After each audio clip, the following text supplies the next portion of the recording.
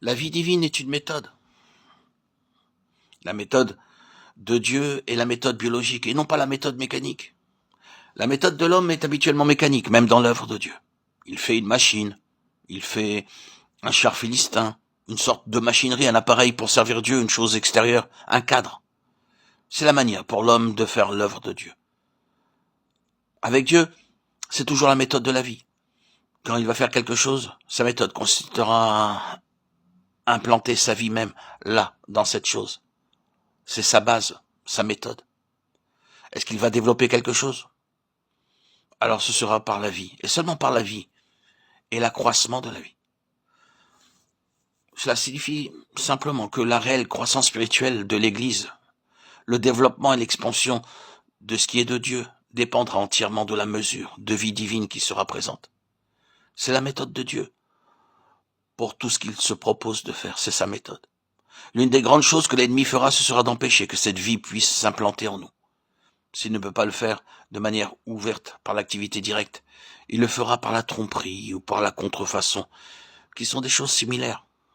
Je voudrais dire ceci, c'est qu'il y a un très grand nombre de choses produites dans l'œuvre pour Dieu, qui ne sont pas issues de la vie. Il n'y a rien de cela.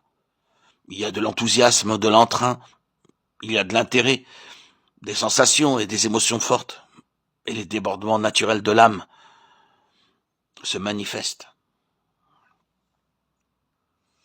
Attirés et alimentés car choyés, et progressent portés par leur propre élan, se gardant d'être démasqués.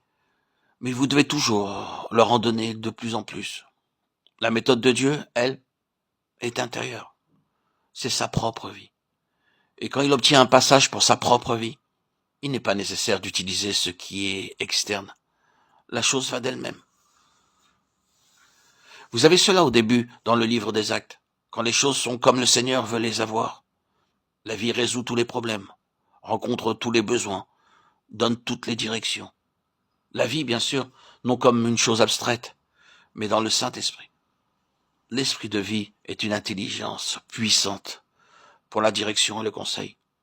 Si vous êtes vivant dans l'esprit et que vous priez pour un problème, vous savez que par le témoignage de la vie, si la chose est selon la pensée du Seigneur.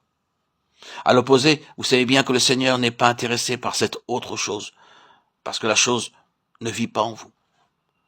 C'est cela l'intelligence spirituelle, c'est cela voir vos sens s'exercer à discerner le bien du mal. Mais la nourriture solide est pour les hommes faits, pour ceux dont le jugement est exercé par l'usage à discerner ce qui est bien et ce qui est mal. Hébreux 5,14. C'est une affaire de fonction, résultant de la vie. Allez ici et là dans l'œuvre de Dieu et vous verrez que c'est le secret de tout. Les choses qui sont à faire ou qui ne sont pas à faire, les choses qui doivent être faites maintenant ou qui ne doivent pas être faites maintenant, quelle que soit la question. Tout se résout à une question de vie, dans l'esprit, dans les croyants et dans l'Église.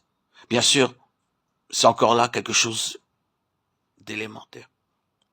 Vous le savez assez bien, et le diable le sait aussi assez bien, que le grand secret de la réussite, c'est la vie. Ainsi donc, permettons-leur d'avoir une apparence de vie, dit l'ennemi, afin de triompher par la mort. Et il triomphe très souvent par la grande arme de la mort, laissant un certain triomphe très souvent par la grande arme de la mort. Avec un temps, une apparence de vie, pour ensuite tout faire dériver, de telle manière que les gens ne soient plus prêts à renouveler une telle expérience. Tout n'est qu'un mythe, tout est faux. Et le dernier état de cette chose est pire que le premier. Ainsi pense-t-il, ainsi disent-ils. Mais Dieu détient le véritable secret. Actuellement, le témoignage de Sion est là, dans la vraie vie de Dieu, non seulement comme une nature et une puissance, mais comme une méthode. Si nous sommes préoccupés de l'œuvre du Seigneur, le point sur lequel nous devons fixer toute notre attention sera le suivant. C'est que cette vie est un accès limpide et sans entrave en nous, et dans tous ceux qui sont concernés. Cela nécessitera bien sûr à l'égard de beaucoup de choses l'application de la croix pour les autres, pour les mettre hors du chemin. Je ne vais pas insister sur cela pour le moment, mais je dis simplement que cette vie divine est la méthode de Dieu. Et il en a toujours été ainsi.